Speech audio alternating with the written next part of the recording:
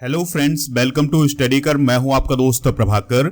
आज के इस महत्वपूर्ण लेक्चर में हम डिस्कस करेंगे 24 मई 2023 के मोस्ट इंपॉर्टेंट करेंट अफेयर्स के क्वेश्चन। लेक्चर आप लास्ट तक जरूर देखिएगा। पहला क्वेश्चन है, रियाना बरनाबी किस देश की पहली महिला अंतरिक्ष यात्री हैं जो अंतरराष्ट्रीय अंतरिक्ष स्टेशन पर पहुंच गई हैं? तो उनका संबंध है सऊदी अरेबिया से। दोस्तों, रियाना बरनाबी सऊदी अरेबिया की है और वह अरब देशों की पहली महिला अंतरिक्ष यात्री बनी है जो अंतरराष्ट्रीय अंतरिक्ष स्टेशन पर पहुंची हैं। अब सवाल उठता है कि इन्हें किस रॉकेट से लॉन्च किया गया था, रवाना किया गया था अंतरिक्ष स्टेशन पर? तो इन्हें स्पेस एक्स फाल्कन 9 रॉकेट से अंतरिक्ष के लिए रवाना किया गया था। दूसरा सवाल यह होगा कि किस मिशन के तहत इन्हें रवाना किया गया है अंतरिक्ष स्टेशन पर? तो एक्सियोम मिशन 2 के तहत इन्हें अंतरिक्ष में भेजा गया है। दोस्तों, रियाना बरनाबी एक स्टेम सेल शोधकर्ता है। अब सवाल आता है कि एक्सियोम मिशन 2 में कितने अंतरिक्ष यात्री शामिल हैं? तो कुल 4 अंतरिक्ष यात्री शामिल हैं। इसमें पहला नाम है रियाना बरनाबी का, दूसरा नाम है नासा के पूर्व अंतरिक्ष यात्री पैगी व्हिटसन का, और तीसरा नाम है जॉन साफनर का, और चौथा नाम है अली अकरानी का, जो कि सऊदी अरब के हैं। तो ये 4 अंतरिक्ष यात्री एक्सियोम मिशन 2 में अंतरिक्ष स्टेशन पर पहुंचे हैं। दोस्तों, यहां पर प्रथम महिला की बात आई थी, तो 2023 की कुछ प्रथम महिलाएं डिस्कस करते हैं। दुनिया की पहली महिला जिसने गोल्डन ग्लोब रेस को पूरा किया है, तो उनका नाम है करस्टन न्यूसफर, जो कि साउथ अफ्रीका की हैं। विजडन का क्रिकेट ऑफ द ईयर बनने वाली पहली भारतीय महिला क्रिकेटर कौन बनी है? हरमनप्रीत कौर। वीरता पुरस्कार पाने वाली पहली भारतीय सेना अधिकारी कौन बनी है? दीपिका मिश्रा, जो कि राजस्थान से रिलेटेड हैं। पूर्वी लद्दाख के दूरस्थ स्थान पर एक स्वतंत्र फील्ड वर्कशॉप की कमान संभालने वाली पहली महिला अधिकारी कौन बनी है? कर्नल गीता राणा। ये आप देख सकते हैं, ये कौन है? कर्नल गीता राणा। आप इस लेक्चर को लास्ट तक देखिएगा। लास्ट में एक क्वेश्चन पूछा जाएगा जिसका आंसर आपको कमेंट बॉक्स में देना है। और अगर आप चैनल पर पहली बार आए हैं तो सब्सक्राइब कर लें चैनल को और बेल आइकन भी दबा लें, जिससे आपको समय पर सबसे पहले नोटिफिकेशन मिल सकेगा। अगला प्रश्न है, वर्ल्ड रैंकिंग में दुनिया के नंबर 1 जैवलिन थ्रोवर कौन बने हैं? तो उनका नाम है Neeraj Chopra. Golden boy Neeraj Chopra number 1 javelin thrower बने हैं। दोस्तों, अब यहां पर सवाल उठता है कि ये रैंकिंग किसने जारी की है? तो वर्ल्ड एथलेटिक्स फेडरेशन के द्वारा ये रैंकिंग जारी की गई थी और इस रैंकिंग में नीरज चोपड़ा के 1455 अंक थे, जिसके साथ वो नंबर 1 जैवलिन थ्रोवर बने हैं। इसके अलावा भारत के रोहित यादव 15वें नंबर पर रहे हैं और डीपी मनु 17वें स्थान पर रहे हैं। दोस्तों, वर्ल्ड रैंकिंग में टॉप 5 जैवलिन थ्रोवर की बात करें तो नीरज चोपड़ा पहले स्थान पर हैं। दूसरे नंबर पर हैं एंडरसन पीटर्स, जो कि ग्रेनाडा के हैं। याकूब वालदेचे जो हैं वो चेक रिपब्लिक के हैं, तो वो तीसरे नंबर पर रहे हैं। जूलियन बीबर चौथे नंबर पर रहे हैं, ये जर्मनी के हैं। और अरशद नदीम पाकिस्तान के हैं और ये 5वें नंबर पर रहे हैं। तो दोस्तों, ये सभी पॉइंट इंपॉर्टेंट हैं, इन्हें आप नोट भी कर सकते हैं। चलिए बात करते हैं नीरज चोपड़ा की। तो नीरज चोपड़ा का जन्म 24 दिसंबर 1997 में हरियाणा में हुआ था। दोस्तों, इनके कुछ अवार्ड डिस्कस करते हैं। तो वह सेना में सूबेदार के पद पर 2016 से कार्यरत हैं। उन्हें परम विशिष्ट सेवा मेडल 2022 में दिया गया था और विशिष्ट सेवा मेडल 2020 में दिया गया था। इसके अलावा 2018 में उन्हें अर्जुन अवार्ड, 2021 में मेजर ध्यानचंद खेल रत्न अवार्ड और इसके अलावा 2022 में उन्हें पद्मश्री से सम्मानित किया गया था। इसके अलावा दोस्तों, एक और पॉइंट याद रखिएगा कि पुणे का जो आर्मी स्पोर्ट्स इंस्टीट्यूट है, उसका जो स्टेडियम था उसका नाम नीरज चोपड़ा स्टेडियम किया गया है। नीरज चोपड़ा के द्वारा अपने कैरियर में जीते गए मेडल भी डिस्कस करते हैं। तो डायमंड लीग 2023 को अभी उन्होंने जीता था, गोल्ड मेडल हासिल किया है उसमें। वर्ल्ड चैंपियनशिप 2022 में सिल्वर मेडल हासिल किया था। डायमंड लीग 2022 में गोल्ड मेडल। टोक्यो ओलंपिक 2020 में इन्होंने गोल्ड मेडल हासिल किया था। एशियन चैंपियनशिप 2018 में गोल्ड मेडल। कॉमनवेल्थ गेम्स 2018 में गोल्ड मेडल। एशियन चैंपियनशिप 2017 में गोल्ड मेडल। इसके अलावा साउथ एशियन गेम्स 2016 में गोल्ड मेडल हासिल किया था। तो इतने सारे गोल्ड हैं इनके पास, इसलिए इन्हें गोल्डन बॉय कहा जाता है। अगला प्रश्न है, विश्व कछुआ दिवस कब मनाया जाता है? तो हर साल 23 मई को विश्व कछुआ दिवस मनाया जाता है। दोस्तों अब सवाल उठता है कि यह दिवस क्यों मनाया जाता है। तो कछुओं और कछुओं की सुरक्षा के बारे में जागरूकता फैलाने के लिए यह दिवस मनाया जाता है। कब से मनाया जा रहा है? तो साल 2000 से यह दिवस मनाया जा रहा है। कछुओं की प्रजाति विश्व की सबसे पुरानी जीवित प्रजातियों में से एक है। और दोस्तों अगर हम करंट की बात करें तो विश्व में कछुओं की लगभग 300 से अधिक प्रजातियां पाई जाती हैं, जिसमें 130 ऐसी प्रजातियां हैं जिन्हें संकटग्रस्त घोषित किया गया है IUCN के द्वारा। हाल ही में मनाए गए कुछ प्रमुख दिवस डिस्कस करते हैं, जैसे जैविक विविधता के लिए अंतर्राष्ट्रीय दिवस 22 मई को, विश्व मेट्रोलॉजी दिवस मनाया जाता है 20 मई को, विश्व एड्स टीका दिवस 18 मई को, अंतर्राष्ट्रीय संग्रहालय दिवस 2023 मनाया गया है 18 मई को, विश्व दूरसंचार और सूचना समाज दिवस 17 मई को, विश्व उच्च रक्तचाप दिवस मनाया गया है 17 मई को, अंतर्राष्ट्रीय परिवार दिवस 15 मई को और विश्व प्रवासी पक्षी दिवस 2023 मनाया गया है 13 मई को। अगला प्रश्न है, शरत बाबू का निधन हो गया है, वह कौन थे? तो दोस्तों वह एक प्रसिद्ध एक्टर थे, उनका अभी हाल ही में निधन हो गया है। तो उनका जन्म 31 जुलाई 1951 को आंध्र प्रदेश के आमुदल वलसा में हुआ था और उन्हें सत्यम बाबू के नाम से भी जाना जाता था। हाल ही में हुए कुछ प्रमुख निधन डिस्कस करते हैं। तो अभी हिंदुजा ग्रुप के अध्यक्ष SP हिंदुजा का निधन हुआ है। इसके अलावा ऑल इंडिया फुटबॉल फेडरेशन के पूर्व उपाध्यक्ष AR खलील का भी निधन हुआ है। पंजाब के पूर्व मुख्यमंत्री प्रकाश सिंह बादल का निधन हुआ है और दिग्गज अभिनेता मामू कोया का 76 वर्ष की आयु में निधन हुआ है। अगला प्रश्न है, उड़ीसा के मुख्यमंत्री नवीन पटनायक ने अपने कैबिनेट में कितने नए मंत्री शामिल किए हैं? तो 3 नए मंत्री शामिल किए हैं। उनके नाम है विक्रम केसरी, सुदाम मरंडी और शारदा नायक। दोस्तों राज्यपाल प्रोफेसर गणेशी लाल ने इन मंत्रियों को शपथ दिलाई है। कुछ इंपॉर्टेंट पॉइंट डिस्कस करते हैं। तो अनुच्छेद 164 एक ये कहता है कि मुख्यमंत्री की अध्यक्षता वाली मंत्रिपरिषद की संख्या विधानसभा की संख्या यानी विधायकों की कुल संख्या के 15% से अधिक नहीं हो सकती है, लेकिन यह 12 सदस्यों से कम भी नहीं हो सकती है। यानी दोस्तों कि अगर हम बात करें किसी विधानसभा में 100 सदस्य हैं तो उसके 15% यानी 15 विधायक ही वहां पर मंत्री बन सकते हैं, ठीक है। लेकिन ये जो संख्या है ये संख्या 12 से कम नहीं हो सकती है। उड़ीसा के मंत्रिपरिषद की जो संख्या है अब वो बढ़कर के 22 हो गई है। उड़ीसा के बारे में बात करें तो इसकी स्थापना 1 अप्रैल 1936 को हुई थी। राजधानी है भुवनेश्वर, गवर्नर है गणेशी लाल और मुख्यमंत्री है नवीन पटनायक जो कि वेजू जनता दल पार्टी से हैं। और यहां पर विधानसभा सीटें 147 हैं, राज्यसभा सीटें 10 हैं, लोकसभा सीटें 21 हैं। और एक पॉइंट और याद रखिएगा, भितरकनिका राष्ट्रीय उद्यान उड़ीसा राज्य में ही स्थित है। उड़ीसा की लोकेशन देखें तो इसकी सीमा बे ऑफ बंगाल से लगती है। इसके अलावा पश्चिम बंगाल, झारखंड, छत्तीसगढ़ और आंध्र प्रदेश से इसकी सीमा लगती है। अगला प्रश्न है, भारतीय क्रिकेट टीम का नया किट स्पॉन्सर किसे नियुक्त किया गया है? तो दोस्तों भारतीय क्रिकेट टीम का जो किट स्पॉन्सर है तो वो बना है एडिडास, ठीक है।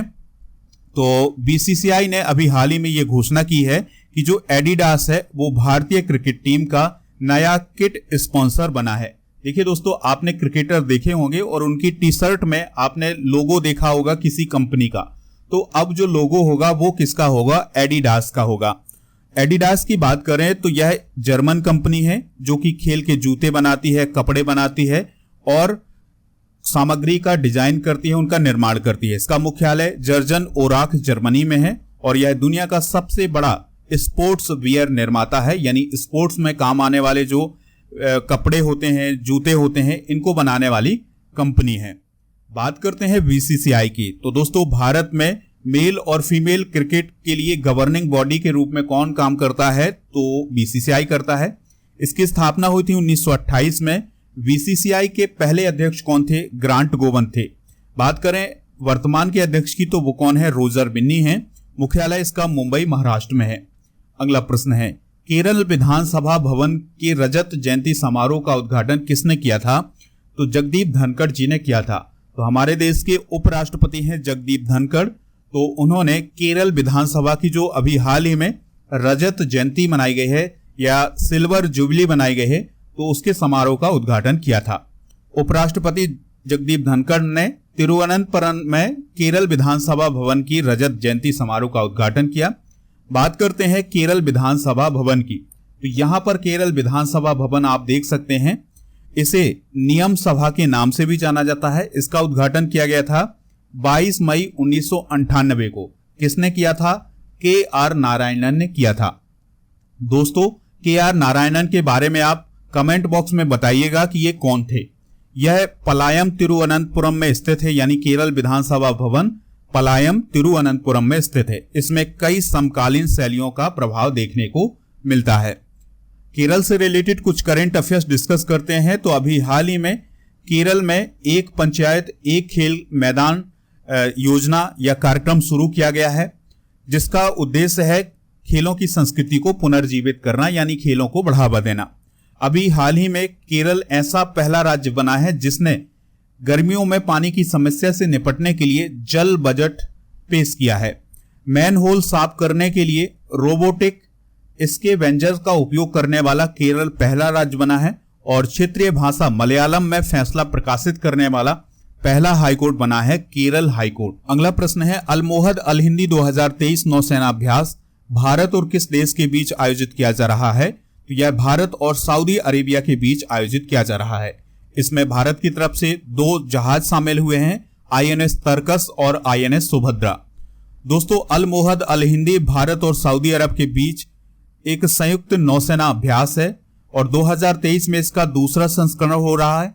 2021 में इसका पहला संस्करण हुआ था और 2023 में यह 21 से 25 मई तक आयोजित किया जाएगा। अब ये सवाल, ये क्वेश्चन बनेगा आपके एग्जाम में कि ये जो अलमोहद अल हिंदी नौसेना अभ्यास है, ये 2023 में कहां आयोजित किया गया था? तो ये सऊदी अरब में आयोजित किया गया था, जुबैल नामक स्थान पर। अगला क्वेश्चन है, गृह मंत्री अमित शाह ने जनगणना भवन का उद्घाटन कहां किया है? तो जनगणना भवन नई दिल्ली में स्थापित हुआ है, उसका वहां पर उद्घाटन किया गया है। 2019 में इसकी आधारशिला रखी गई थी और अब ये 2023 में बनकर तैयार हो गया है।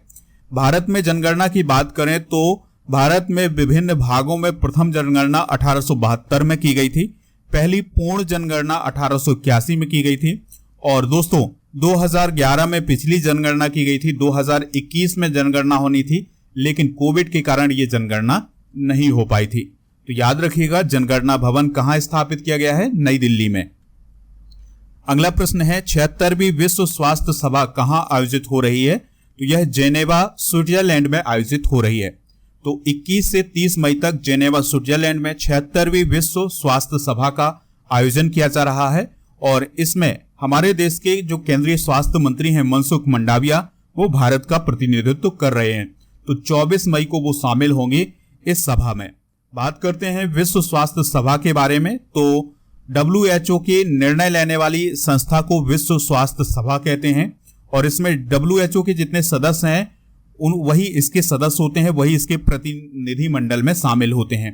तो इसमें भारत की तरफ से कौन शामिल होंगे? मनसुख मंडाविया जी शामिल होंगे। अगला प्रश्न है, रे स्टीवेंसन का हाल ही में निधन हुआ है, वह कौन थे? तो वह एक एक्टर थे।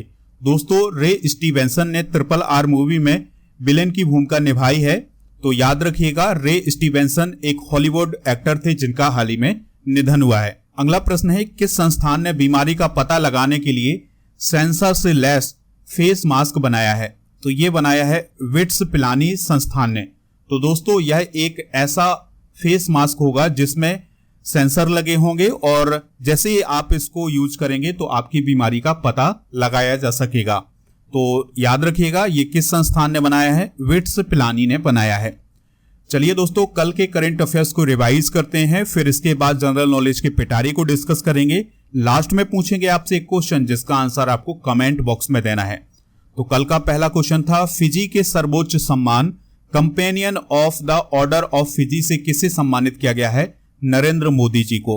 G20 टूरिज्म वर्किंग ग्रुप की बैठक किस राज्य या केंद्र शासित प्रदेश में शुरू हुई है? जम्मू कश्मीर में। तीर्थयात्रियों को मुफ्त हवाई यात्रा प्रदान करने वाला देश का पहला राज्य कौन बना है? मध्य प्रदेश। संयुक्त राष्ट्र प्रवासन एजेंसी की पहली महिला महानिदेशक कौन बनी है? एमी पोप बनी है। किस देश की माउंट एटना ज्वालामुखी में एक बार फिर से विस्फोट हुआ है?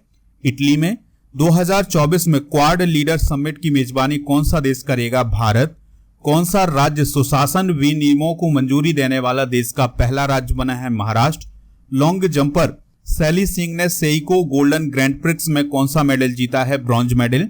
जैविक विविधता के लिए अंतर्राष्ट्रीय दिवस कब मनाया जाता है? 22 मई को। SECL गैबरा कोयला खदान एशिया में सबसे बड़ी कोयला उत्पादन वाली खदान बनेगी। यह किस राज्य में है? छत्तीसगढ़ में। किस देश ने भारत की डिजिटल भुगतान प्रणाली UPI को अपनाने की इच्छा जताई है? तो जापान ने यह इच्छा जताई है। जोमेटो ने किस बैंक के साथ मिलकर जोमेटो UPI लॉन्च किया है? ICICI बैंक के साथ। दोस्तों, आज के जनरल नॉलेज के पिटारे में कुछ इंटरनेशनल ऑर्गेनाइजेशन डिस्कस करते हैं। उनकी स्थापना कब हुई थी और उनका मुख्यालय कहाँ है, इसको डिस्कस करते हैं। तो UNO का मुख्यालय है न्यूयॉर्क में, स्थापना हुई थी 1945 में। UNSC की स्थापना 1945 में हुई थी, न्यूयॉर्क में इसका मुख्यालय है। संयुक्त राष्ट्र बाल कोष यानी यूनिसेफ का मुख्यालय न्यूयॉर्क में है, 1946 में इसकी स्थापना हुई थी। वर्ल्ड बैंक की स्थापना 1945 में हुई थी, वाशिंगटन DC में इसका मुख्यालय है। नाटो की स्थापना 1949 में हुई थी, ब्रुसेल्स बेल्जियम में इसका मुख्यालय है। WHO की स्थापना 1948 में हुई थी, जेनेवा स्विट्जरलैंड में इसका मुख्यालय है।